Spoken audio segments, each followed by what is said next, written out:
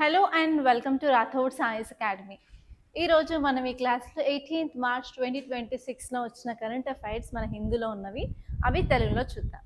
So first ఒక article తీసుకొని ఆ ఆర్టికల్ టైటిల్ చదివేసి అందులో ఉన్న కీవర్డ్ ఏంటి, మనకి ఎలా సిలబస్కి లింక్ చేసుకోవాలి, and A subject point of వ్యూలో ఆ topic important, and A points గుర్తుపెట్టుకోవాలి, అసలు మీరు చేయాల్సిన వర్క్ ఏంటి, అండ్ క్వశ్చన్స్ ఎలా వస్తాయి from prelims, mains and interview, and at last వచ్చేసి మీకు కొన్ని ప్రిలిమ్స్ ప్రాక్టీస్ క్వశ్చన్స్ కూడా ఇస్తాను. సో ఈ వీడియోని ఎక్కడ మీరు స్కిప్ చేయకుండా లాస్ట్ వరకు చూస్తే మాత్రం కరెంట్ అఫైర్స్ చదవడం చాలా ఈజీగా ఉంటుంది. ఓకే, సో ఫస్ట్ టాపిక్ చూసుకున్నట్లయితే title, Afghanistan says 400 killed in Pak air strikes on Kabul hospital. So ఈ టైటిల్ చూసినట్లయితే మనకి ఏం అర్థమవుతుంది అంటే, ఇక్కడ జస్ట్ ఇమేజ్ చూసినా కూడా అక్కడ బాంబ్ బ్లాస్ట్ అయింది, అక్కడ చాలా మంది చనిపోవడం జరిగిందని జస్ట్ ఇమేజ్ ద్వారా తెలుస్తుంది. సో ఈ టైటిల్ చదవగానే మనకి ఏం అర్థమవుతుంది అంటే, సో ఇక్కడ ఉన్న పాకిస్తాన్ ఆఫ్ఘనిస్తాన్లో ఎయిర్ స్ట్రైక్స్ చేసింది, ఆ ఎయిర్ స్ట్రైక్స్లో అరౌండ్ 400 మెంబర్స్ చనిపోయారు అని తెలుస్తుంది. సో మనకి ఇక్కడ కీవర్డ్ ఏంటంటే ఎయిర్ స్ట్రైక్స్ అన్నమాట. ఇది ఎవరి మధ్యలో అంటే పాకిస్తాన్ అండ్ ఆఫ్ఘనిస్తాన్ మధ్యలో ఎయిర్ స్ట్రైక్స్ గురించి మాట్లాడుతుంది. సో ఇక్కడ యాజ్ యూపీఎస్సీ ఆస్పిరెంట్స్ మీరు ఏం చేయాలి అంటే, మ్యాప్ ఓపెన్ చేసేసి, అంటే అట్లాస్ ఓపెన్ చేసేసి మీరు పాకిస్తాన్ యొక్క మ్యాప్ అండ్ ఆఫ్ఘనిస్తాన్ యొక్క మ్యాప్ క్లియర్గా చూసుకోవాలి. ఎందుకంటే మీకు యూపీఎస్సీ ప్రిలిమ్స్లో మ్యాప్ బేస్డ్ క్వశ్చన్స్ వచ్చే ఛాన్స్ ఉన్నాయి. అండ్ ఆల్రెడీ 2019లో ఆఫ్ఘనిస్తాన్ మ్యాప్ రిలేటెడ్ క్వశ్చన్ వచ్చింది, with of the following country sharing boundary with Afghanistan అని చెప్పి. సో మళ్ళీ అలాంటి క్వశ్చన్స్ రిపీట్ అయ్యే ఛాన్స్ ఉంది కాబట్టి ఒకసారి మీ అట్లాస్ ఓపెన్ చేసి పాకిస్తాన్తో ఉన్న బౌండరీస్ షేర్ చేసుకునే కంట్రీస్ ఏంటి, ఆఫ్ఘనిస్తాన్తో ఉన్న కంట్రీస్ ఏంటి క్లియర్గా చూసుకోండి. అండ్ నెక్స్ట్ మీరు చూసుకోవాల్సింది ఏంటంటే, అసలు ఎందుకు, what is the reason behind this attacks. Okay, what are the reasons అని చూసుకోవాలి. అండ్ నెక్స్ట్ వచ్చేసి ఇలా ఎయిర్ స్ట్రైక్స్ చేసుకుంటూ వెళ్తూ ఉంటే ఒక కంట్రీ మీద, so what will be the impact, అసలు ఏం జరుగుతుంది లాస్ట్ ఇంపాక్ట్.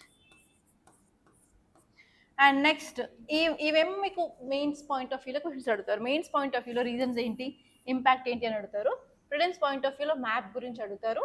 అండ్ ఒక ఇంపార్టెంట్ ఇష్యూ ఏంటంటే డురాండ్ లైన్ కూడా ఇందులో ఒక రీజన్ అనమాట. కాబట్టి మనకి different lines at international borders చూసుకోవాలి అని చెప్పి ఇంతకుముందు నేను ఆల్రెడీ క్లాస్లో చెప్పాను కదా. సో ఆ యొక్క లైన్స్ గురించి మీరు నోట్స్ అనేది చేసుకోవాలి. అండ్ నెక్స్ట్ వచ్చేసి ఇంటర్వ్యూ పాయింట్ ఆఫ్ వ్యూలో మీరు ఇన్ కేస్ పిఎస్ఐఆర్ ఆప్షన్ అయినట్లయితే, ఇలా ఇరాన్ అండ్ ఇరాన్ ఇష్యూ ఉంది న్యూస్లో, పాకిస్తాన్ అండ్ ఆఫ్ఘనిస్తాన్ ఇష్యూ ఉంది కదా. సో ఇలా ఒక కంట్రీ మీద దాడులు చేసుకుంటూనే ఉంటున్నాయి, దానివల్ల చాలా ఇంపాక్ట్ అయితే ఉంది. సో అలాంటప్పుడు ఇండియా ఎలాంటి స్టాండ్ తీసుకుంటే బాగుంటుంది, ఇండియా యొక్క స్టాండ్ ఏంటి. సో ఇండియా అందులో దూరేసి లైక్ డిప్లొమసీ చేయడం కానీ, కొన్ని స్టెప్స్ తీసుకోవడం కానీ, లేకపోతే సైలెంట్గా ఉంటే బాగుంటుందా. సో మీరు ఏమనుకుంటున్నారు అని చెప్పి మీ యొక్క పర్స్పెక్టివ్ బేస్డ్ క్వశ్చన్స్ ఇంటర్వ్యూలో అడిగే ఛాన్స్ ఉంది. సో ఇంటర్వ్యూ పాయింట్ ఆఫ్ వ్యూలో మీరు ఒక ఐడియా అనేది తెచ్చుకోవాలి, దీనిపైన ఇండియా ఎలాంటి స్టాండ్ తీసుకుంటే బాగుంటుంది అని చెప్పి. ఓకే, సో ఇలా ప్రతి ఒక్క ఏరియా మీరు చూసుకోవాలన్నమాట. సో ఇప్పుడు ఈ ఆర్టికల్ చూసుకున్నట్లయితే పాకిస్తాన్ ఆఫ్ఘనిస్తాన్ ఇష్యూ అలాగే బాంబుల దాడులు ఉన్నాయి కాబట్టి, సో ఇది ఇంటర్నేషనల్ రిలేషన్స్ పాయింట్ ఆఫ్ వ్యూలో చూసుకోవచ్చు, అలాగే science and technology point of వ్యూలో చూసుకోవచ్చు. అండ్ దీనివల్ల ఇంటర్నేషనల్ ఎకానమీ మీద కూడా ఇంపాక్ట్ ఉంటుంది కాబట్టి జిఎస్ పేపర్ 3లో కూడా ఎకానమీ పాయింట్ ఆఫ్ వ్యూలో కూడా ఈ ఆర్టికల్ని చదువుకోవచ్చు అనమాట. ఓకే, కంటెక్స్ట్ చూసుకున్నట్లయితే పాకిస్తాన్ ఒక హాస్పిటల్ మీద దాడి చేసింది. ఆ హాస్పిటల్ పేరేంటంటే Omid drug addiction treatment hospital. ఇది ఎక్కడుందంటే ఆఫ్ఘనిస్తాన్ యొక్క క్యాపిటల్ సిటీ కాబుల్లో ఉందన్నమాట. అండ్ ఈ యొక్క హాస్పిటల్ గురించి చరిత్ర అంటే హిస్టరీ కొంచెం చూసుకున్నట్లయితే 2021 కంటే ముందు ఈ ఏరియాని ఒక మిలిటరీ బేస్ ఆఫ్ యుఎస్గా వాడారనమాట. అండ్ 2021లో తాలిబాన్స్ పవర్లోకి వచ్చిన తర్వాత ఈ యుఎస్ మిలిటరీ బేస్ని కాస్త ఒక డి అడిక్షన్ సెంటర్ లాగా మార్చడం జరిగింది. అండ్ ఇప్పుడు అటాక్ వచ్చేసి ఇదే సెంటర్లో జరిగింది, అరౌండ్ 400 పీపుల్ చనిపోయారు అండ్ మోర్ దాన్ 250 పీపుల్ ఇంజూర్డ్గా ఉన్నారని చెప్పి కొన్ని రిపోర్ట్స్ అయితే చెప్తున్నాయి. ఓకే, ఇప్పుడు మనం రూట్ కాజ్ ఏంటి, అసలు రీజన్ ఏంటి, ఇలా ఇష్యూ ఏంటి, పాకిస్తాన్ అండ్ ఆఫ్ఘనిస్తాన్ ఎందుకు కొట్టుకుంటున్నాయంటే, ఫస్ట్ రీజన్ వచ్చేసి పాకిస్తాన్ ఏం ఆరోపిస్తుంది అంటే టీటీపీ తెహ్రీక్ ఈ తాలిబాన్ పాకిస్తాన్ అనే టెర్రరిస్ట్ ఆర్గనైజేషన్ పాకిస్తాన్ మీద దాడులు చేస్తుంది. అందుకని మేము ఈ టీటీపీని టార్గెట్ చేసి వీళ్ళ సైట్స్ నాశనం చేయాలి అనుకుంటున్నామని చెప్పి పాకిస్తాన్ చెప్తూ ఉంది. కానీ అటాక్స్లో ఏంటంటే నార్మల్గా సివిలియన్స్ కూడా చాలా మంది చనిపోతున్నారు. That is the first reason. వచ్చేసి టీటీపీ అనే ఒక మిలిటెంట్ ఆర్ టెర్రరిస్ట్ గ్రూప్ని అంతం చెయ్యాలని పాకిస్తాన్ అనుకోవడం. అండ్ సెకండ్ ఇంపార్టెంట్ రీజన్ ఏంటంటే డురాండ్ లైన్ అనమాట. So Afghanistan, Pakistan and India మధ్యలో ఉన్న బార్డర్ డురాండ్ లైన్ అనమాట. ఈ డురాండ్ లైన్ని ఆఫ్ఘనిస్తాన్ ఒప్పుకోవట్లేదు అని చెప్పి పాకిస్తాన్ ఆరోపిస్తుంది. ఈ రెండు రీజన్స్ వల్లే ఇటు పాకిస్తాన్ ఎయిర్ స్ట్రైక్స్ ఆఫ్ఘనిస్తాన్ మీద చేస్తుంది, రిటాలియేషన్గా ఆఫ్ఘనిస్తాన్ వచ్చేసి ఇక్కడ బాంబులు పేలుస్తుంది, మళ్ళీ పాకిస్తాన్ వాళ్ళు బాంబులు పేల్చినారు. ఇలా సైక్లిక్ అటాక్స్ అనేవి జరుగుతుంది. దీన్నే సైకిల్ ఆఫ్ రిటాలియేషన్ అంటారనమాట. సో ఇదనమాట. సో ఇక్కడ మీరు గుర్తుపెట్టుకోవాల్సిన ఇంపార్టెంట్ లైన్స్ గురించి నేను చెప్తాను. సో ఒకసారి నోట్ చేసుకోండి. డ్యూరాండ్ లైన్ ఫస్ట్ వచ్చేసి డురాండ్ లైన్ ఏమో ఆఫ్ఘనిస్తాన్ అండ్ ఇండియా మధ్యలో ఉంటుందన్నమాట. And even Afghanistan and Pakistan మధ్యలో కూడా డ్యూరాండ్ లైన్ ఉంటుంది.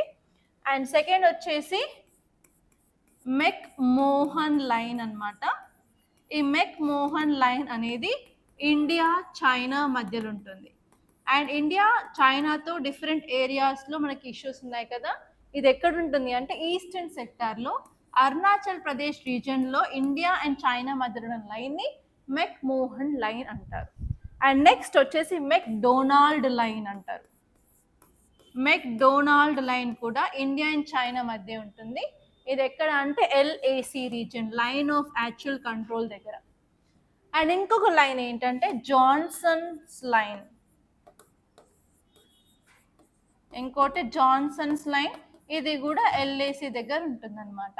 సో ఈ రెండింటి మధ్యలో ఇష్యూ వల్ల 2020లో ఎల్ఏసి దగ్గర ఇండియాకి అండ్ చైనాకి ఇష్యూ అనేది మొదలైంది. అండ్ ఇప్పుడు మన ముందు 2026లో అయినప్పటికీ కూడా కంప్లీట్గా స్టాండ్ ఆఫ్ అనేది అక్కడ అవ్వలేదు. సో ఇక్కడ ఈ రెండింటి మధ్యలో ఇష్యూ ఏంటంటే చైనా ఏమంటుంది, ఇండియా అండ్ చైనా మధ్యలో ఉన్న బార్డర్ మెక్ డొనాల్డ్ లైన్ అని చైనా అంటుంది. ఇండియా ఏమంటుంది, కాదు ఇండియా చైనా మధ్యలో ఉన్న లైన్ని జాన్సన్స్ లైన్ అని మేము అంటామని చెప్పి ఇండియా అంటుంది. సో ఎందుకు ఈ డిఫరెన్స్ అంటే అక్కడ ఉన్నది మనకి హిమాలయాస్ ఉన్నాయి ఇండియా చైనా బార్డర్లో, కాబట్టి మనం వెళ్ళి క్లియర్ కట్గా ఇది లైన్ అని చెప్పి గీయలేము. కాబట్టి ఇలా డిఫరెంట్ పర్సెప్షన్స్ ఇండియా సైడ్ అలాగే చైనా సైడ్ ఉండడం వల్ల మనకి ఇష్యూస్ అనేవి తలెత్తుతున్నాయి అనమాట. ఇది ఎల్ఏసి ఏరియాలో. అండ్ నెక్స్ట్ వచ్చేసి మనకి రాడ్క్లిఫ్ లైన్ అనేది ఉంటుంది. ఈ రాడ్క్లిఫ్ లైన్ అనేది ఇండియా అండ్ పాకిస్తాన్ మధ్య, ఇండియా అండ్ పాకిస్తాన్ అనొచ్చు, ఇండియా అండ్ బంగ్లాదేశ్, ఎందుకంటే ఆ టైంలో అది ఈస్ట్ పాకిస్తాన్ కాబట్టి. సో ఇలా different lines international boundary of India దగ్గర ఉన్నాయి. సో వీటి మీద కూడా మీకు ప్రిలిమ్స్లో క్వశ్చన్ వచ్చే ఛాన్స్ అయితే ఉందండి, ఒకసారి క్లియర్గా చూసుకోండి. అండ్ నెక్స్ట్ దీనివల్ల ఇంపాక్ట్ ఏంటి, చాలా మంది చనిపోవడం జరిగింది, సివిలియన్స్ ఎస్పెషలీ హాస్పిటల్కి ట్రీట్మెంట్ కోసం వచ్చిన వాళ్ళు చనిపోయారు. అండ్ నెక్స్ట్ వచ్చేసి దానివల్ల మేజర్ హెల్త్ ఫెసిలిటీస్ అనేవి డిస్ట్రాయ్ అయిపోతున్నాయి, దానివల్ల హ్యూమన్ రైట్స్ వయోలేషన్స్ పెరిగే ఛాన్సెస్ ఉంటాయి. And next humanitarian crisis increase అవుతాయి, సివిలియన్స్ చనిపోతున్నారు, వాళ్ళ ట్రీట్మెంట్, గాయపడిన వాళ్ళకి. అండ్ ఎస్పెషలీ రంజాన్ సీజన్ అనేది నడుస్తుంది కాబట్టి ఇంకా ఎక్కువ ఎకనామిక్ యాక్టివిటీస్ మీద ఇంపాక్ట్ ఉండే ఛాన్స్ ఉంటుంది. అండ్ నెక్స్ట్ వచ్చేసి open war already Pakistan declare చేసింది ఆఫ్ఘనిస్తాన్ మీద, అది ఇంకా విస్తరించే ఛాన్సెస్ ఉన్నాయి. అండ్ సావరిటీ వయోలేషన్ అవుతుందని చెప్పి ఆఫ్ఘనిస్తాన్ చెప్తూ ఉంది. అండ్ రీజనల్ ఇన్స్టెబిలిటీ కూడా కొన్ని రీజన్స్ అనమాట. సో ఇలాంటి ఇంపాక్ట్స్ అయితే ఉంటున్నాయి. అండ్ మీరు మాత్రం ఎలాంటి స్టాండ్ ఇండియా తీసుకోవాలి అని చెప్పి కొంచెం అయితే ట్రై చేయండి ఆలోచించడానికి. ఓకే, నెక్స్ట్ ఆర్టికల్ చూసుకున్నట్లయితే West Asia conflict takes a toll on medical tourism industry in India. So ఈ ఆర్టికల్ టైటిల్ చదవగానే మనకు తెలిసేది ఏంటంటే కీవర్డ్ మెడికల్ టూరిజం గురించి చెప్తుంది అని చెప్పి. సో ఫస్ట్ ఆఫ్ ఆల్ ఈ వర్డ్ రాదా, మెడికల్ టూరిజం. సో నార్మల్గా మనం టూర్కి వెళ్తూ ఉంటాం, ఒక ప్లేస్ నుంచి ఇంకో ప్లేస్కి విజిట్ చేయడానికి టూర్ అంటాం. Tourism is a very good industry in India, ఎందుకంటే బయట కంట్రీస్ వాళ్ళు ఇండియాకి వచ్చేసి ఇక్కడ ఉన్న ప్రదేశాలను సందర్శించి they will enjoy the nature అనమాట. సో మెడికల్ టూరిజం అంటే వెరీ సింపుల్ అండి. మన ఇండియాకి ఫారినర్స్ వస్తున్నారు, దేనికోసం అంటే ట్రీట్మెంట్ కోసం. వాళ్ళకి ఏదైనా సరే మెడికల్గా ఏదైనా డిసీజ్ అవన్నీ ఉన్నట్టు మెడికల్ ప్రాబ్లమ్స్ ఉన్నట్లయితే వాళ్ళ ట్రీట్మెంట్ కోసం ఇండియాకి వచ్చేసి ఇండియాలో ట్రీట్మెంట్ తీసుకొని మళ్ళీ వాళ్ళు తిరిగి వెళ్ళిపోతారనమాట. సో దీన్ని మెడికల్ టూరిజం అని అంటారు. So India is having good market for medical tourism. దాని వెనకాల రీజన్స్ ఏంటంటే మన దగ్గర స్పెషలిస్ట్ అవైలబుల్గా ఉంటారు, మెడికల్ స్పెషలిస్ట్ అవైలబుల్గా ఉంటారు. And even cost of treatment వచ్చేసి ఇండియాలో తక్కువ compare to other countries. And విదేశాలలో ఉండే అటువంటి సదుపాయాలు, ఎస్పెషలీ ప్రాపర్ ఇన్ఫ్రాస్ట్రక్చర్, అలాగే టెక్నాలజీ కూడా ఇండియాలో అవైలబుల్గా ఉంది. అండ్ ఫారినర్స్ ఇండియాకి వస్తున్నప్పుడు వాళ్ళతో పాటు చూసుకోవడానికి కేర్ టేకర్స్, అలాగే వాళ్ళ పేరెంట్స్, వాళ్ళ ఫ్యామిలీ మెంబర్స్ వస్తూ ఉంటారు కదా, అంటే అటెండర్స్కి కూడా మన ఇండియాలో ఉన్న హాస్పిటల్స్లో, ఎస్పెషలీ కొన్ని టాప్ హాస్పిటల్స్లో వాళ్ళకి అకామిడేషన్ అండ్ ఫుడ్ ఫెసిలిటీస్ కూడా ప్రొవైడ్ చేస్తున్నారనమాట. సో అంతేకాకుండా మేజర్ థింగ్ ఏంటంటే ఇండియాలో ఎంపతి చాలా ఎక్కువ. అంటే సో ఒక అతనికి ఏదైనా దెబ్బ తాకడం కానీ చిన్నగా చేయడం ఏమైనా అయితే కూడా సో మనం ఆ నొప్పి మనది అన్నట్టు మనం అన్నట్టు భరిస్తూ ఉంటాము. మనకే తాకినట్టు వీఆర్ టేకింగ్ కేర్ అనమాట. ఫర్ ఎగ్జాంపుల్ పెద్ద పెద్ద వేరే వేరే కంట్రీస్ చూసుకున్నట్లయితే మనకి సర్జన్ వచ్చి సర్జరీ చేసి వెళ్ళిపోతాడు అంతే, పైన కుట్లేయడం కట్టడం అదంతా లైక్ వేరే వాళ్ళు చూసుకుంటారు. కానీ కొన్ని టాప్ హాస్పిటల్స్ ఇన్ ఇండియాలో ఏం చేస్తారంటే ఈవెన్ సర్జరీ చేయడమే కాదు, కట్లేయడం కానీ ఈవెన్ డ్రెస్సింగ్ మార్చడం కూడా కొన్నిసార్లు ఆ స్పెషలిస్టే చేస్తూ ఉంటారు. అందుకని వేరే కంట్రీస్ వాళ్ళు ఇండియాని ప్రిఫర్ చేస్తున్నారు, ఎందుకంటే డాక్టరే చూసుకుంటున్నారు, ఒక మనిషి ప్రాపర్గా కేర్ అనేది ప్రొవైడ్ చేస్తున్నారు అని చెప్పి మన ఇండియాలో మెడికల్ టూరిజం అనేది చాలా బూస్ట్ అయింది. సో వెరీ ఇంపార్టెంట్ రీజన్ వచ్చేసి మన దగ్గర ఎంపతితో ట్రీట్మెంట్ అనేది చేస్తారనమాట. ఈ ఎంపతి కోసం చాలామంది విదేశాల నుంచి ఇండియాకి మెడికల్ టూరిస్ట్ కింద వస్తున్నారు. ఓకే, సో ఇది అనమాట రీజన్ ఏంటంటే అదర్ కంట్రీస్ వాళ్ళు వస్తున్నారు. సో ఇప్పుడు మనం మ్యాప్ చూసినట్లయితే ఇక్కడ మనకి వెస్ట్ ఏషియా ఉంది. వెస్ట్ ఏషియాలో బాంబుల దాడులు, డ్రోన్స్ అవన్నీ జరుగుతున్నాయి కదా. సో వాళ్ళు ఏం చేశారు, ఇక్కడ ఎయిర్ స్పేస్ని క్లోజ్ చేశారు, ఎయిర్ స్పేస్ని షట్ డౌన్ చేశారు. దానివల్ల అక్కడ నుంచి ఫ్లైట్స్ రాకలు పోకలన్నీ నిలిపిపోయాయి. సో నిలిచాయి కాబట్టి ఇప్పుడు ఏమవుతుంది, అక్కడ నుంచి పీపుల్ ఇండియాకి రాలేకపోతున్నారనమాట. సో అందుకని ఇండియాలో ఉన్న ఈ మెడికల్ టూరిజం సెక్టార్ చాలా దెబ్బతింటుంది మన కంట్రీలో because of west Asia. And next ఇంకొక పాయింట్ ఇక్కడ చూసుకోవాలి ఏంటంటే మన ఇండియాలో చూసుకున్నట్లయితే డిఫరెంట్ ఏరియాస్లో డిఫరెంట్ టైప్స్ ఆఫ్ ట్రీట్మెంట్స్ అవైలబుల్గా ఉంటాయి. ఎస్పెషలీ కేరళకి వెళ్ళారనుకోండి, కేరళ ఈజ్ ఫేమస్ ఫర్ ఆయుర్వేదంకి చాలా ఫేమస్. అండ్ మన నార్త్కి వెళ్తే మాత్రం నార్త్లో అలోపతి చాలా ఫేమస్.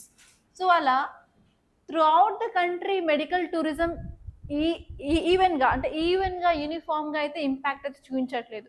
సో నార్త్ ఎక్కువ దెబ్బతింటుంది అనమాట. North is hitting had because of this shutdown of airways in West Asia. And సౌత్లో చూసుకున్నట్లయితే ఆయుర్వేదం రిలేటెడ్ స్టేట్ ఏంటి, కేరళ కూడా కొంతవరకు దెబ్బతింటుంది. కానీ ఇక్కడ ఉన్న ఏరియా, ఇక్కడ మనకి మంచి మంచి multi speciality hospitals like Apollo అవన్నీ ఉన్నాయి. కానీ ఈ ఏరియా అంత దెబ్బతినట్లేదు, ఎస్పెషలీ హైదరాబాద్ అండ్ ఇక్కడ ఉన్న చెన్నై అంత ఎఫెక్ట్ అవ్వట్లేదు. కానీ నార్థర్న్ పార్ట్లో ఉన్న NCT national capital territory reason, Delhi and కిందికి వచ్చేసరికి కేరళ చాలా దెబ్బతింటున్నాయి. రీజన్ వైజ్గా కూడా డిఫరెన్స్ ఉంది అని చెప్తున్నారు అనమాట. ఎందుకు ఆ డిఫరెన్స్ ఏంటి కూడా మీరు క్లియర్గా చూసుకోవాలి. ఓకే, ఈ ఆర్టికల్ని మీరు ఎక్కడ యూజ్ చేసుకోవచ్చు అంటే మీకు మెయిన్స్లో what is the impact of West Asian crisis on India అని అడిగినప్పుడు మనకు గుర్తొచ్చేది ఏంటి, క్రూడ్ ఆయిల్ దెబ్బతింటుంది, గ్యాస్ దెబ్బతింటుంది, రీసెంట్గా మనం ఏరోప్లేన్స్ కూడా రీరూట్ చేసుకోవాల్సి వస్తున్నాయని చదువుకున్నాము. దానివల్ల ఏరోప్లేన్స్ యొక్క కాస్ట్ ఆఫ్ ఫేర్స్ అనేవి పెరిగాయి, టైం టేకింగ్ ఫర్ ట్రావెల్ పెరిగాయని చదువుకున్నాము. అండ్ నెక్స్ట్ వచ్చేసి మన యొక్క ఎక్స్పోర్ట్స్ అక్కడ వెళ్ళట్లేవు ఆ రూట్లో because of closure of Strait of Hormuz అని చదువుకున్నాము. దానివల్ల ఎకనామీ మీద ఇంపాక్ట్ ఉంటుంది అని చదువుకున్నాము. అండ్ నెక్స్ట్ వచ్చేసి రీసెంట్గా మ్యాంగో యొక్క పల్ప్ చిత్తూరు నుంచి వెళ్లకుండా అక్కడే స్టాల్ అయిపోయాయి. Mango industries, especially food processing industries of mango కూడా ఎఫెక్ట్ అవుతాయని చదువుకున్నాం కదా. అండ్ ఇంకొక కొత్త పాయింట్ ఏంటంటే మన మెడికల్ టూరిజం కూడా ఈ వెస్ట్ ఏషియా వల్ల ఎఫెక్ట్ అవుతుంది అని చెప్పి ఇలా ప్రతిరోజు వచ్చే ఆర్టికల్స్ని కనెక్ట్ చేసుకుంటూ ఒక దగ్గర నోట్స్ రాసుకుంటే మీ దగ్గర ఆన్సర్ రాయడానికి గల కావాల్సిన ఇంపార్టెంట్ పాయింట్స్ అనేవి మీ చేతిలో ఉంటాయన్నమాట. ఓకే, ఇప్పుడు ఈ ఆర్టికల్ చూసుకున్నట్లయితే ఇంటర్నేషనల్ రిలేషన్స్ చాలా ఇంపార్టెంట్ అండ్ ఈవెన్ టూరిజం వచ్చేసి మన ఎకానమీ కాబట్టి ఎకనామీ జిఎస్ పేపర్ 3లో కూడా ఇంపార్టెంట్ అనమాట. సో అసలు ఎందుకు ఇలా వెస్ట్ ఏషియా నుంచి వచ్చే వాళ్ళు తగ్గిపోయారు అంటే ఎయిర్ స్పేస్ క్లోజర్ అయింది, ఫ్లైట్ క్యాన్సిల్ అవుతున్నాయి, రీరూట్ అవుతూ ఉన్నాయి అండ్ వీసా క్లియరెన్స్ కూడా సరిగ్గా రావట్లేదు. అందుకని ఇక్కడ మెడికల్ టూరిజంకి వచ్చే వాళ్ళు అక్కడికి రావట్లేదు ఇండియాకి. అండ్ నెక్స్ట్ వచ్చేసి కీ స్టాటిస్టిక్స్ చూసుకున్నట్లయితే ఫార్టీస్ హెల్త్ కేర్లో అరౌండ్ 30% ఆఫ్ పేషెంట్స్ అనేవి డ్రాప్ అయ్యారు. ఎందుకంటే ఆ 30% పేషెంట్స్ ఈ వెస్ట్ ఏషియా నుంచి వచ్చిన వాళ్ళే ఉంటారు. అండ్ నెక్స్ట్ మిడిల్ ఈస్ట్ పేషెంట్స్లో అరౌండ్ 75% అనేది ఇక్కడ మనకి ఇండియాకి వస్తున్నారనమాట. సో వీళ్ళ సంఖ్య గణనీయంగా తగ్గింది. అండ్ నెక్స్ట్ వచ్చేసి అపోలో హాస్పిటల్స్ హైదరాబాద్ చూసుకున్నట్లయితే ఓన్లీ 2-3% మాత్రమే తగ్గాయి కేసెస్. ఎందుకంటే హైదరాబాద్లో ఓన్లీ వెస్ట్ ఏషియా నుంచి రావట్లేదు, బట్ ఈవెన్ యూరోపియన్ కంట్రీస్ నుంచి వస్తున్నారు అండ్ ఆఫ్రికన్ కంట్రీస్ నుంచి వస్తున్నారు. సో బికాస్ నాకు కూడా ఒక పర్సనల్ ఎక్స్పీరియన్స్ అయితే ఉంది. ఏంటంటే I did my internship in KIMS hospital సికింద్రాబాద్లో చేశాను. అది కూడా I did under doctor Sethibabu and I did my project in gastroenterology department అనమాట. సో ఎవ్రీ డే పక్కా ఫర్ షూర్ అక్కడ నేను ఆఫ్రికన్ పీపుల్స్తో కలిసేదాన్ని and I use to talk to them. And doctor దగ్గరికి వెళ్ళాలి అంటే చాలా పెద్ద లైన్ ఉండేది. అండ్ అక్కడ కూడా లైన్లో కూడా చాలా మంది ఆఫ్రికన్ పేషెంట్స్ ఉండేవాళ్ళు అనమాట. ట్రీట్మెంట్ కోసం ఆఫ్రికన్ కంట్రీస్ నుంచి హైదరాబాద్కి వస్తున్నారు. సో ఏంటంటే ఇక్కడ నేను చెప్పేది హైదరాబాద్లో డిఫరెంట్ కంట్రీస్ పీపుల్ ఉంటారు. ఓన్లీ మనం ఏషియా వెస్ట్ ఏషియా నుంచి వచ్చే పీపుల్ని మాత్రమే తీసుకోవట్లేదు. దానివల్ల ఇప్పుడు వెస్ట్ ఏషియాలో క్రైసిస్ వచ్చినప్పటికీ కూడా హైదరాబాద్ హాస్పిటల్స్కి అంత ఇంపాక్ట్ అవ్వట్లేదు. అండ్ ఇంకొక సైడ్ చూసుకున్నట్లయితే మనకి సౌత్లో కేరళ ఉంటుంది. కేరళలో ఆయుర్వేదం ఇస్ వెరీ ఫేమస్ అండ్ అది వచ్చేసి లాంగ్ టర్మ్గా ఉంటుంది. మినిమం 6 months నుంచి ఇయర్స్ వరకు మనం ట్రీట్మెంట్ అనేది తీసుకోవాలన్నమాట ఆయుర్వేదంలో. దాంతో కంప్లీట్ క్యూర్ అనేది ఉంటుందని చెప్పి వి బిలీవ్ ఇట్. సో అయితే ఇప్పుడు ఏమవుతుంది అంటే ఇక్కడ కూడా అరౌండ్ 20-25% ఆఫ్ కేసెస్ తగ్గిపోయాయి అండ్ నెక్స్ట్ బ్యాచ్కి కావాల్సిన కేసెస్ అనేవి చాలా తక్కువ రికార్డ్ అవుతున్నాయి అని చెప్తున్నారు. అండ్ ఓవరాల్గా మన మెడికల్ టూరిజం వచ్చేసి 15-20% వరకు తగ్గిపోయింది because of West Asian crisis అని చెప్పి ఈ ఆర్టికల్ చెప్తుందన్నమాట. ఓకే, సో అలా మనకి నార్త్ ఇండియాలో ఎక్కువ హిట్ అయింది, సౌత్ ఇండియాలో కేరళ హిట్ అయింది అండ్ హైదరాబాద్ అంతా హిట్ అవ్వలేదని చెప్పి ఈ ఆర్టికల్ చెప్తుంది. సో నెక్స్ట్ ఆర్టికల్ వచ్చేసి Gujarat UCC panel submits final report to CM Patel. So ఈ ఆర్టికల్ ఏం చెప్తుంది అంటే గుజరాత్లో యూసీసీని ఇంప్లిమెంట్ చేయాలనుకుంటున్నారు. దానికోసం ఒక 5-member కమిటీని పెట్టారు. ఆ కమిటీ రికమెండేషన్స్ ఇచ్చిందనమాట. ఇప్పుడు ఆ రికమెండేషన్స్ ఇప్పుడు చీఫ్ మినిస్టర్కి ఇచ్చారు. దాని ద్వారా వాళ్ళు యూసీసీని ఇంప్లిమెంట్ చేయాలి అని అనుకుంటున్నారనమాట గుజరాత్లో. సో ఈ టాపిక్ చాలా important from your GS paper two governance point of view and polity. ఎందుకంటే మీకు యూసీసీ మీద డైరెక్ట్గా క్వశ్చన్ వచ్చే ఛాన్స్ అయితే ఈసారి చాలా ఎక్కువగా ఉంది. ఎందుకంటే రీసెంట్గా సుప్రీంకోర్టు కూడా చెప్పింది ఏంటంటే యూసీసీని ఇంప్లిమెంట్ చేస్తే బాగుంటుంది, మాకు కూడా బర్డెన్ ఆఫ్ కేసెస్ తగ్గుతాయని చెప్పి షరియా లా రిగార్డింగ్ చెప్పిందనమాట. షరియా లా ప్రకారం ప్రాపర్టీ పేరెంట్స్ నుంచి డాటర్కి వెళ్ళాలి అంటే 1.4 కానీ 1.8% వెళ్తుంది. కానీ హిందూలో అయితే మాత్రం హిందూ సక్సెషన్ యాక్ట్ ప్రకారం పేరెంట్స్ ఎంత ప్రాపర్టీ ఉంటుందో డాటర్కి అండ్ సన్కి ఈక్వల్గా వెళ్తుంది. సో అలా రిలీజన్ వైజ్ డిఫరెంట్గా ఉన్నాయి, అలా ఉండకూడదు, యూసీసీని మనం ఇంప్లిమెంట్ చేయాలని చెప్పి రీసెంట్గా సుప్రీంకోర్టు కూడా చెప్పింది. కాబట్టి ఈసారి UCC will become very important. And UCC వచ్చేసి మన కాన్స్టిట్యూషన్లో ఆర్టికల్ 44లో ఉంటుంది. అది director principles of state policy కింద వస్తుందన్నమాట.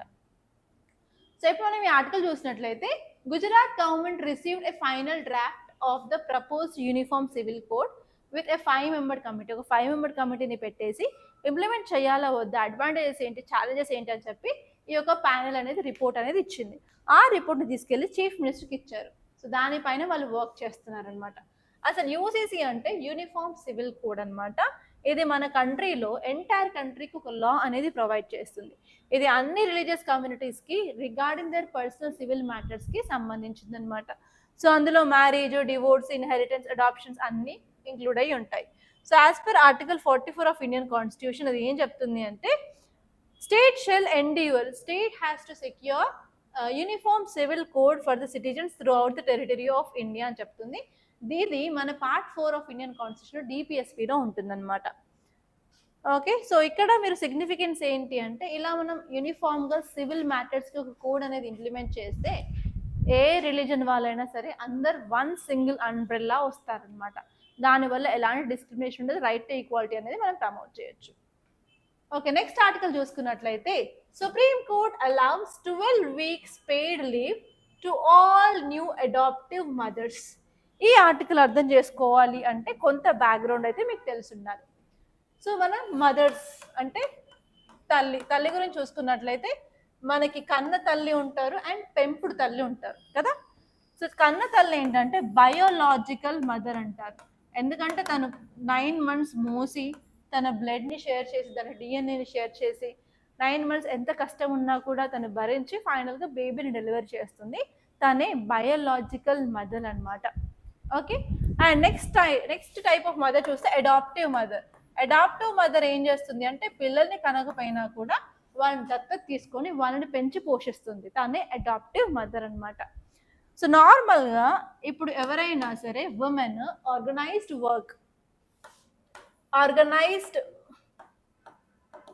ఆర్గనైజ్డ్ సెక్టార్లో వర్క్ చేస్తున్నట్లయితే తనకి మ్యాటర్నిటీ లీవ్ ఉంటుంది. ఈ మ్యాటర్నిటీ లీవ్ అంటే ఏం లేదు, 6 months ఆఫ్ పెయిడ్ లీవ్ తన డెలివరీ టైం ఆర్ ప్రెగ్నెన్సీ టైంలో ఆ కంపెనీ అనేది ప్రొవైడ్ చేస్తుంది. దాన్నే మనం మ్యాటర్నల్ లీవ్ అని అంటాము. సో ఇదేంటంటే 26 weeks ఉంటుంది, approximately 6 months of paid leave అనేది ప్రొవైడ్ చేస్తారు. ఎవరికి? బయోలాజికల్ మదర్కి who are working in organised sector. నేను ఇక్కడ అన్ఆర్గనైజ్ సెక్టార్ గురించి మాట్లాడట్లేదు. ఓకే, ఓన్లీ ఆర్గనైజ్ సెక్టార్లో వర్క్ చేసిన వాళ్ళకి సోషల్ సెక్యూరిటీ బెనిఫిట్స్ అంటే code of social security code కింద వాళ్ళకి 6 months ఆఫ్ మ్యాటర్నల్ లీవ్ అనేది ప్రొవైడ్ చేస్తారనమాట. అదే అడాప్టివ్ మదర్కి అయితేనేమో అడాప్ట్ చేసుకున్న బేబీ 3 months కంటే తక్కువ వయసు, చిన్న వయసు అంటే 0 to 3 months బేబీ అయితే వాళ్ళకి around 12 weeks, okay, around 3 months of leave, paid leave అనేది ఇస్తారనమాట. ఇక్కడ 0 to 3 months అంటే 3 months కంటే తక్కువ ఉండాలి ఏజ్. సో ఇప్పుడు ఏంటి ప్రాబ్లం అంటే ఇండియాలో అడాప్షన్ చేసుకోవడం అంత ఈజీ కాదు. ఫస్ట్ కారాతో మనం CARA అనే ఆర్గనైజేషన్తో మనం రిజిస్ట్రేషన్ చేసుకోవాలి. రిజిస్ట్రేషన్ చేసుకున్న తర్వాత దానికి ఒక ఎలిజిబిలిటీ క్రైటీరియా ఉంటుంది. ఆ ఎలిజిబిలిటీ క్రైటీరియాని మనం ఎలిజిబుల్ అయినట్లయితేనే, ఫర్ ఎగ్జాంపుల్ పెళ్ళైన కపుల్కి ఇన్ని ఇయర్స్ అయి ఉండాలి మ్యారేజ్, వాళ్ళకి బయాలజికల్ చైల్డ్ ఉండకూడదు, సింగిల్ పేరెంట్ ఉన్నారా అని ఎవ్రీథింగ్ అవన్నీ చూసుకున్న తర్వాతే వాళ్ళు పర్మిషన్ ఇచ్చేస్తే మనం బేబీని అడాప్ట్ చేసుకోవడానికి ఉంటుందన్నమాట. It is a long process. So మనం అప్లికేషన్ చేసుకొని మనం ఒక 2 months బేబీని చూసుకున్నాను, నేను అడాప్ట్ చేసుకోవాలనుకుంటున్నాను, కారా దగ్గరికి వెళ్ళి పర్మిషన్స్ అవన్నీ అడిగితే ఆ పర్మిషన్స్ అన్నీ వచ్చే లోపు నాకు ఆ బేబీ 1 year కూడా అవ్వచ్చు. సో అప్పుడు 1 year తర్వాత నేను బేబీ అడాప్ట్ చేసుకుంటే ఈ బ్రాకెట్లోకి నేను రాను కదా, బేబీ వయసు వచ్చేసి 1 year ఉంటుంది. సో కాబట్టి నాకు మెటర్నిటీ లీవ్ అనేది ఈ 12 weeks ఇవ్వట్లేదు. సో కాబట్టి ఇక్కడ పిటిషన్స్ అనేవి సుప్రీం కోర్టులో ఫైల్ అయ్యాయి. ఎందుకు ఇలా తేడా? అడాప్టివ్ మదర్ అయితే ఏంటి, బయాలజికల్ మదర్ అయితే ఏంటి? బయాలజికల్ మదర్ అంటే డెలివరీ చేస్తారు, తను చాలా వీక్గా ఉంటుంది, and even post partum depression, anxiety అన్నీ వస్తాయి, హెయిర్ ఫాల్ ఉంటుంది, హార్మోనల్ చేంజెస్ ఉంటాయి, కాబట్టి she needs some rest. It's accepted. 26 weeks అంటున్నారు, ఓకే. బట్ అడాప్టివ్ వాళ్ళకి 3 months ఆఫ్ ఏజ్ కంటే తక్కువ ఉన్న వాళ్ళకి ఎందుకు ఇస్తారు, 3 months కంటే ఎక్కువ ఉన్న వాళ్ళకి ఎందుకు ఇవ్వరు? ఎందుకంటే ఒకసారి బేబీని అడాప్ట్ చేసుకున్న తర్వాత మదర్కి అండ్ చైల్డ్కి బాండ్ అనేది పెరగాలి. అండ్ ఈవెన్ మదర్ వాళ్ళ యొక్క ప్యాటర్న్స్ని అర్థం చేసుకోవాలి. బయాలజికల్ మదర్ బేబీని కన్నది కాబట్టి ఏ టైంకి లేస్తుంది, ఏ టైంకి పడుకుంటున్నారు పిల్లలు, అసలు ఏం తింటున్నారు, ఏంటి, ఎలా బిహేవ్ చేస్తున్నారు, వాళ్ళకి ఒంట్లో బాగాలేకపోతే ఎలా ఉంటుంది, ఎవ్రీథింగ్ వాళ్ళు చూస్తున్నారు కాబట్టి వాళ్ళకి తెలుసు. బట్ ఇక్కడ అడాప్టివ్ మదర్స్కి అంత నాలెడ్జ్ లేదు. They are like newly mothers అనమాట. సో ఆల్రెడీ బేబీ కొంచెం ఏజ్ పెరుగుతున్నప్పటికీ వాళ్ళ ఫుడ్ హ్యాబిట్స్ ఏంటి, ఏ టైం పడుకుంటారు, ఏ టైంకి లేస్తున్నారు, సో వాళ్ళ యొక్క ట్రైనింగ్ అదంతా వాళ్ళకు కూడా కొంచెం టైం పడుతుంది ఆ బేబీతో అలవాటు అవ్వడానికి. అండ్ బేబీని తెచ్చుకున్నప్పుడు వాళ్ళకు కూడా ఏంటంటే నైట్ నిద్ర ఉండవు. And even to be frank చెప్తున్నాను, నా pregnancy was like very horrible pregnancy. లేనిపోనివన్నీ వచ్చాయి. And that too I have twins అనమాట, ఇద్దరు ఉన్నారు, అమ్మాయి అండ్ అబ్బాయి. దానివల్ల చాలా ప్రాబ్లం అయిపోయింది. అండ్ విత్ దిస్ పర్సనాలిటీ మా బేబీ వెయిట్స్ చూసుకున్నట్లయితే at the time of the delivery అయిన తర్వాత మా అమ్మాయి వచ్చేసి 2.5 kgs ఉంది అండ్ అబ్బాయి వచ్చేసి 2 kgs ఉన్నారు. So around 4.5 kgs net weight of babies అనమాట. అది కాకుండా ఉమ్ము నీరు అండ్ ఈవెన్ అవన్నీ ఉంటాయి కదా ప్లసెంటా, అదంతా వెయిట్, అంబికల్ కార్డ్ అదంతా చూసుకుంటే like you can imagine how I was at that time అనమాట. And at that time I even can't even walk to some distance. లేవడానికి, పడుకోవడానికి, కూర్చోడానికి చాలా ఇబ్బంది ఉండే. Night was like from 5th month onwards. నాకు 5th month వచ్చేసరికి like నార్మల్గా సింగిల్ బేబీ ఉంటే వాళ్ళకి 9 months అలా అంత వెయిట్ మేము చూసుకుంటూ లైక్ 5th month నుంచి not even a single day use to have like complete sleep అనమాట బిఫోర్ డెలివరీ నుంచి. అండ్ ఈవెన్ టుడే ఇప్పటికీ కూడా, ఇప్పుడు నా పిల్లల ఏజ్ వచ్చేసి అరౌండ్ 2.5 years ఉన్నారు ఇద్దరు. ఈవెన్ నైట్స్ ఎన్నిసార్లు లేస్తానో, ఎన్నిసార్లు నిద్ర ఉండదు, as a mother I know అనమాట. సో ఎయిదర్ బయాలజికల్ మదర్ అయినా సరే, అడాప్టివ్ మదర్ అయినా సరే, వాళ్ళతో బాండ్ పెంచుకోవడానికి వాళ్ళ స్లీపింగ్ ప్యాటర్న్స్, నైట్ లేచి ఏడుస్తూనే ఉంటారు. ఎందుకు ఏడుస్తారో తెలియదు, but they will go on crying. అసలు ఏమైంది అంటే ఐ డోంట్ నో. సో రీసెంట్గా ఒక ఇన్సిడెంట్ చెప్తాను నేను. బేబీ ఇద్దరు బేబీస్ కదా, girl child and bye child ఇద్దరు ఉన్నారు. సో వాళ్ళిద్దరికి ఏంటంటే స్టీల్ బాటిల్లో నేను పాలు తాగించేదాన్ని. సో ఇప్పుడు స్టీల్ బాటిల్స్ ఏమో చిన్నగా అయిపోయి సరిపోవట్లేదని చెప్పి ప్లాస్టిక్ BPA ఫ్రీ అన్నీ చూసుకుంటాను. సో అది తీసుకొచ్చాను అనమాట. బాయ్కి ఏమో లైక్ బ్లూ కలర్ ఉంది అండ్ గర్ల్కి అయితేనేమో ఎల్లో కలర్ ఉందన్నమాట. So actually one day suddenly రీసెంట్గానే, అది ఒక 1 week అవుతుంది అనుకుంటాను. సో నైట్ సడన్గా బేబీ బాయ్ లేచి ఏడుస్తుంటే పాలు తాగుతామని just I'm trying to convince him అనమాట. అయితే పాలు తాగుతానని అన్నాడు. ఆ టైంలో నేను ఏం చేశాను, కిచెన్లోకి వెళ్ళేసి ఈ పాల బాటిల్స్ రెండు కదా, నేను నైట్లో ఏం అనిపిస్తుందిలే, bed light is very very dim, ఆ లైట్లో ఎలాగో ఐడెంటిఫై చేయడం ఏదో ఒక బాటిల్ అని చెప్పి నేను నిద్రలో ఉండి అబ్బాయి బాటిల్ కాకుండా అమ్మాయి బాటిల్లో పాలు కలిపి ఇచ్చాను. చూశాడు, ఒక్క కాలుతో తన్నేస్తే ఆ బాటిల్ అక్కడ వెళ్ళి పడింది. లాస్ట్కి చూస్తే ఏంటంటే మళ్ళీ ఏడుస్తున్నాడు. ఏమైంది అంటే చెప్పడు. పాలు తాగుతావా అంటే అన్నాడు. ఏం చెప్పు. తర్వాత మళ్ళీ కిచెన్లోకి వెళ్ళిన తర్వాత ఆ బాటిల్లో పాలు కావాలని చెప్పి వాడి బాటిల్ చూపించాడు అనమాట. సో అప్పుడు నాకు అర్థమైంది ఏంటంటే ఈవెన్ లైట్ లేకుండా కూడా వీళ్ళు ఐడెంటిఫై చేస్తున్నారని చెప్పి. సో అలా చాలా చాలా మైన్యూట్ థింగ్స్ వల్ల చాలా ఇరిటేట్ చేస్తారనమాట. సో అలాంటప్పుడు అడాప్టివ్ పేరెంట్స్కి ఎందుకు లీవ్ ఇవ్వట్లేదు more than 3 months అని చెప్పి పిటిషన్స్ అనేవి ఫైల్ చేశారనమాట. సో ఫైనల్ సుప్రీంకోర్టు ఏం చెప్పింది అంటే ఈ ఏజ్ రిలాక్సేషన్ తీసేసి ఎవరైనా సరే అడాప్టివ్ మదర్కి కూడా 3 months ఆఫ్ మెటర్నల్ లీవ్ ఇవ్వాలని చెప్పి సుప్రీంకోర్టు అనేది జడ్జ్మెంట్ ఇచ్చిందనమాట. సో అందుకే ఇది న్యూస్లో ఉంది. ఇదనమాట ఈ టాపిక్ యొక్క బ్యాక్గ్రౌండ్. ఓకే, అంతకుమించి ఇంకేం లేదనమాట. సో నెక్స్ట్ ఆర్టికల్ చూసుకున్నట్లయితే cholesterol makes cells nuclei squishy helping melanoma spread. ఈ టాపిక్ చూసిన తర్వాత నాకే చాలా ఆశ్చర్యం వేసింది. So I didn't believed it. ఒక 2-3 సార్లు టాపిక్ చదివారనమాట, నిజమేనా అన్నట్టు. సో ఈ ఆర్టికల్ ఏం చెప్తుంది అంటే మన బాడీలో సెల్స్ ఉంటాయి. సెల్స్ అంటే కణాలు. Cell is the functional and structure unit of an organism. Cell అనేది చాలా బేసిక్ యూనిట్ అనమాట. సెల్ లోపల మనకి న్యూక్లియస్ ఉంటుంది, రైబోజోమ్స్ ఉంటాయి, ఎండోప్లాస్మిక్ రెటికులం ఉంటుంది, మైటోకాండ్రియా, గాల్జీ కాంప్లెక్స్, అలా డిఫరెంట్ ఆర్గనెల్స్ ఉంటాయి కదా. సో ఏమవుతుంది అంటే సెల్లో మనకి ఈ యొక్క ఫ్యాట్, ఒక ఎల్లో కలర్తో వేస్తున్నాం కదా, ఫ్యాట్ డిపాజిట్స్ అనేవి ఎక్కువ అవుతాయి మాత్రం ఈ యొక్క న్యూక్లియస్ మీద ఎఫెక్ట్ అనేది పడుతుంది అని చెప్తుంది. ఈ యొక్క ఫ్యాట్ ఇంపాక్ట్ ఈ న్యూక్లియస్ మీద పడడం వల్ల ఈ న్యూక్లియర్ మెంబ్రెయిన్ చాలా స్మూత్గా, జెల్లీలాగా, గట్టిగా ఉండకుండా జెల్లీలాగా అలా స్మూత్గా అయిపోతుంది అనమాట. సో అలా అయిపోవడం వల్ల క్యాన్సర్ స్ప్రెడ్ చాలా ఫాస్ట్గా అవుతుందని చెప్తున్నారు. సో అది ఎలా అంటే సింపుల్గా క్యాన్సర్ అంటే ఏంటి, ఒక సెల్ 2 సెల్ లాగా డివైడ్ అవుతాయి, 2 సెల్లు 4 సెల్ లాగా డివైడ్ అవుతాయి కదా. సో ఇదే సెల్ డివిజన్ ప్రాసెస్, మనకి మైటోసిస్ మీరు చదివే ఉంటారు. సో నార్మల్గా ఈ క్యాన్సర్లో ఏమవుతుందంటే సెల్ డివైడ్ అయినప్పుడు అన్కంట్రోల్గా, అసలు కంట్రోల్ చేయకుండా అది చాలా ఫాస్ట్గా డివైడ్ అవ్వడం, అది కూడా ఇన్కంప్లీట్గా డివైడ్ అయ్యేసి ట్యూమర్స్ లాగా ఫామ్ అవుతూ ఉంటాయి. గడ్డలు అంటారు చిన్న సింపుల్గా, అలా గడ్డలు అనేది ఫామ్ అవుతాయి. ఈ గడ్డలు అనేవి క్యాన్సర్ ఒక చోటు అంటే ఆ గడ్డలు ఒక దగ్గరే ఉంటే మనం ఐడెంటిఫై చేసేస్తాం, తీసేస్తాం. కానీ ఇన్ కేస్ అవి ఒక ఏరియా నుంచి ఒక ఏరియా స్ప్రెడ్ అవుతూ ఉంటే దాన్ని difficult to track them and దీన్నే క్యాన్సర్ అని అంటారు అనమాట. సో ఏమవుతుంది అంటే ఈ యొక్క కొలెస్ట్రాల్ ఎక్కువ లెవెల్లో సెల్స్లో ఉండడం వల్ల ఈ యొక్క న్యూక్లియస్ అనేది నార్మల్గా టైట్గా ఒక బాల్ లాగా ఉంటుంది. కానీ ఇది ఏమవుతుందంటే స్మూత్గా జెల్లీ లాగా అయిపోతుంది అనమాట. సింపుల్గా చెప్పాలంటే మన క్రికెట్ బాల్ పట్టుకుంటే ఎంత గట్టి, క్రికెట్ బాల్ టెన్నిస్ బాల్ ఎంత గట్టిగా ఉంటుంది, సో అలా కాకుండా పిల్లలు ఆడుకునే జెల్లీ బాల్స్ ఉంటాయి చూసావా, అలా స్మూత్గా అయిపోతుంది అనమాట. సో అలా అయిపోవడం వల్ల ఏంటంటే ఇప్పుడు ఈ సెల్లోకి వెళ్ళాలి అంటే ఈజీగా పెనిట్రేట్ అవుతుంది అనమాట. దానివల్ల ఈ మెటాస్టాసిస్ అనేది చాలా ఫాస్ట్గా స్ప్రెడ్ అయిపోయి ఈ క్యాన్సర్ సెల్స్ అనేవి డిఫరెంట్ ఆర్గాన్స్లోకి చాలా ఈజీగా వెళ్ళిపోతాయి అనమాట. సో ఎస్పెషలీ ఈ స్కిన్ క్యాన్సర్ అంటారు కదా, మెలనోమా, ఈ స్కిన్ క్యాన్సర్లో ఈ క్యాన్సర్ సెల్స్లో ఎక్కువ అమౌంట్ ఆఫ్ కొలెస్ట్రాల్ ఉంటే ఇలా ఫాస్ట్గా స్ప్రెడ్ అయ్యే ఛాన్సెస్ అని చెప్పి ఈ రీసెంట్ స్టడీ చెప్తుంది. సో మనం దీన్ని అరికట్టాలంటే ఏం చేయాలంటే ప్రాపర్గా మనం కొలెస్ట్రాల్ లెవెల్స్ అనేవి మెయింటైన్ చేయాలి అండ్ రెగ్యులర్ చెకప్స్ చేసుకుంటూ కొలెస్ట్రాల్ ఎంత ఉంది ఏంటని చెప్పి ట్రాక్లో పెట్టుకోవాలి అండ్ హెల్దీ డైట్ అనేది తీసుకోవాలి. అండ్ ఈవెన్ మన డే టు డే యాక్టివిటీస్లో every day at least 15 minutes to 40 minutes exercise అనేది చేయాలి అని చెప్పి ఈ ఆర్టికల్ క్లియర్గా చెప్తుంది అనమాట.